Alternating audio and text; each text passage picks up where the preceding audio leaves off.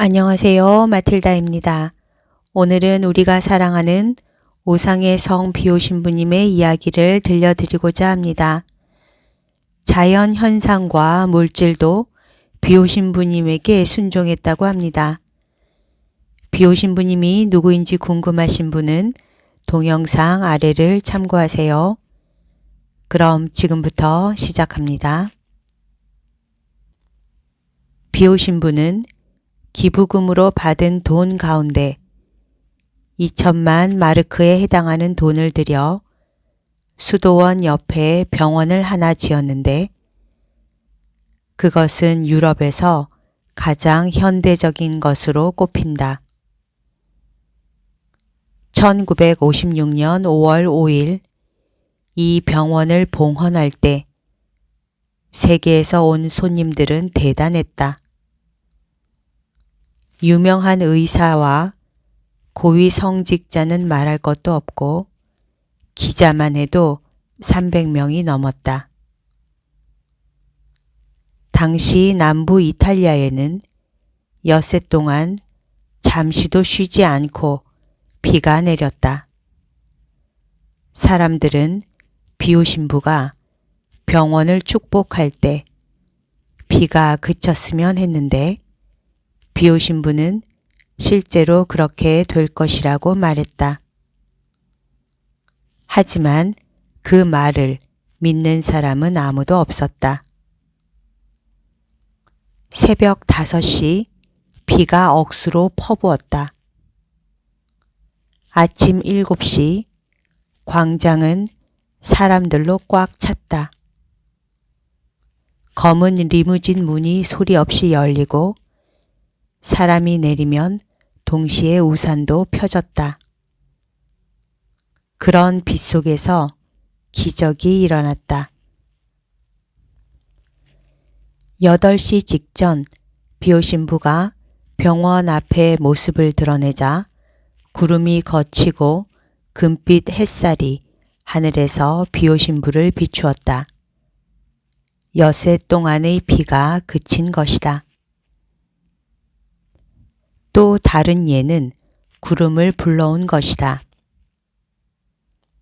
어떤 사람이 자기 차를 타고 비오신부에게 왔다. 돌아가는 길에 그는 차를 급히 수리해야 했다. 그러나 무자비하게 내리쬐는 태양 아래 자결하는 대지에서 차를 고친다는 것은 불가능했다. 나무 한 폭이 그림자 한 뼘이 없었다. 당신은 차고도 없었다. 그는 신뢰심으로 비오신부에게 사정을 말했다. 그리고 하느님께 기도하여 구름을 좀 보내달라고 청했다. 비오신부는 웃으며 물었다.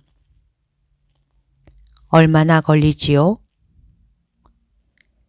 시내에 나가 부품을 사오자면 대충 다음날 낮 2시부터 수리를 시작할 수 있을 것이라는 대답에 비오신부가 말했다. 그럼 좋소. 과연 다음날 그 시각 지평선에 아물거리던 구름이 피어올라 해를 덮었다. 여느 때 같으면 이 계절에는 구름 한 점 없는 것이 그곳 날씨였다. 5시 전에 젊은이는 일을 끝내고 비오신부에게 하느님께 잘 전구해 주셔서 고맙다는 인사를 했다. 비오신부의 전구와 기적은 사람이나 자연에만 영향력을 끼친 것이 아니다. 어느 날 산 조바니 로톤도 수도원 가까이 사는 수녀들이 비오신부의 미사에 가기 위해 대문을 나섰다. 자동으로 잠기는 대문을 밖에서 당기고 나서야 열쇠를 안에 두고 나왔음을 알게 되었다.